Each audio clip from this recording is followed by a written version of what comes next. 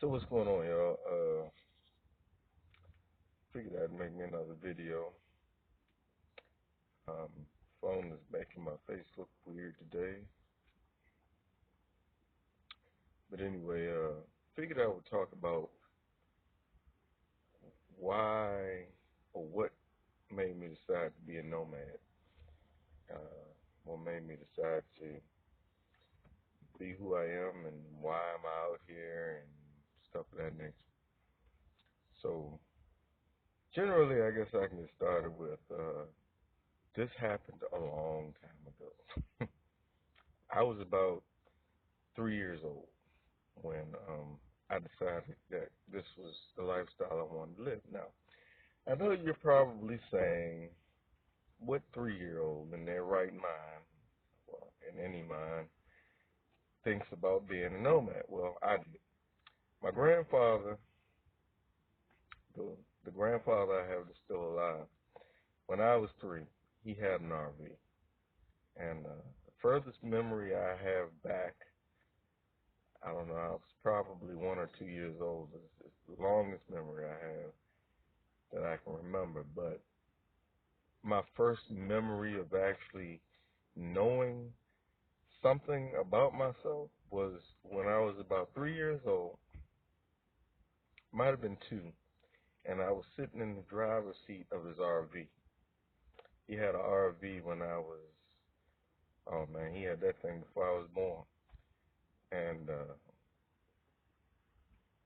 at the time, this was during a time where it was not the popular thing for a black man to have an RV at all. I mean, we were literally the only black people in the campground with an RV most of the time. And it was other times. It was times where we weren't, but it was not usual. And so I knew then that this is what I wanted to do. I don't know what it was about the RV. I sat in the driver's seat, and I've been strange ever since. At least I thought I was strange. Because when I first started this, there was no internet. There was nobody you could really talk to say, hey, I'm thinking about doing this without them calling you crazy. My family, they thought I was nuts. Um, some of them thought that, um, I don't know I've been called a lot of things because I wanted to live this lifestyle. Um,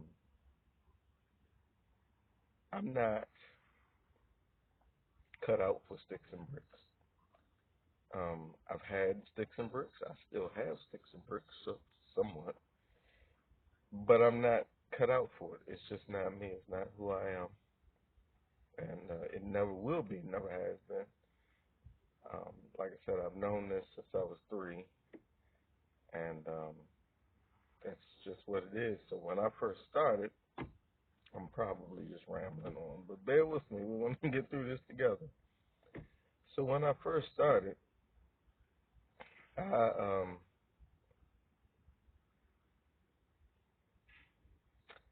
I started with the theory that you could live in the back of a Ford Escort GT because that was my first car. Was a Ford Escort GT.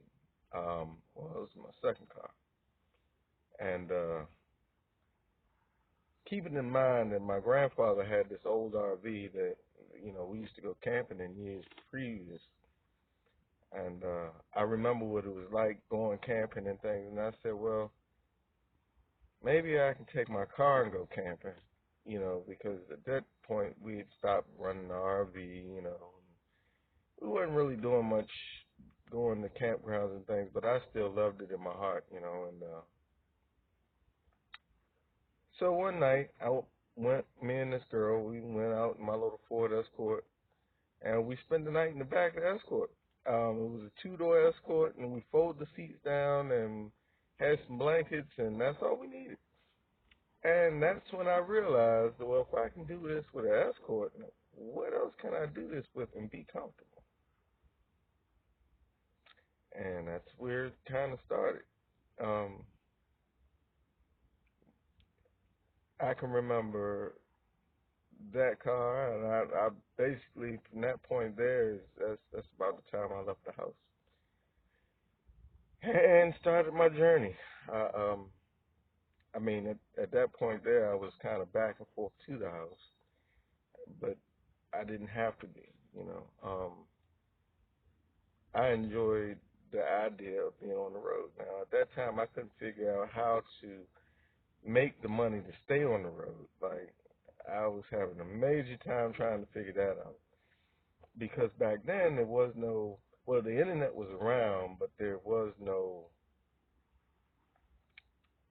Bob Wills, there was no uh, YouTube, there was none of this to show you how to live on the road.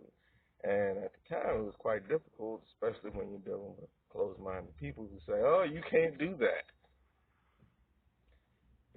FYI, I love it when people tell me I can't do something because I enjoy going out and doing it anyway. For instance, me walking. They told me I would never walk again. I said, "Oh, really?" We'll see about that shit. But so I had to figure out ways to stay on the road, and I figured out that well, I've always been skilled working on things and taking things apart, putting them together, figuring out how they work and things like that. I mean, even when I was a child, I had mastered electronics by the time I was 8, which is pretty unusual for a child. By the time I was 10, I could probably put a transmission together.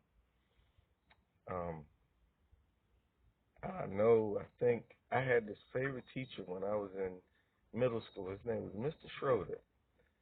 For some reason, he's listening right now.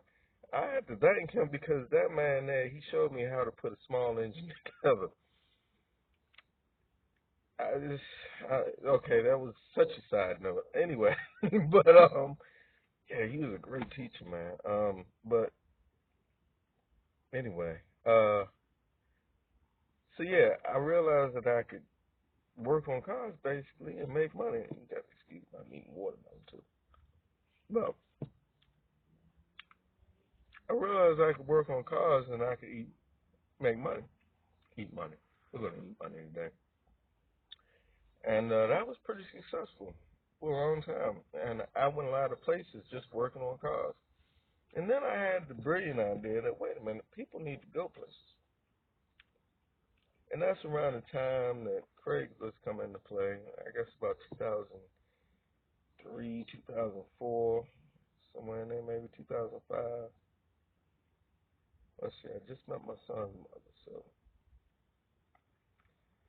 around 2005. So it was just before then. It was around 2004.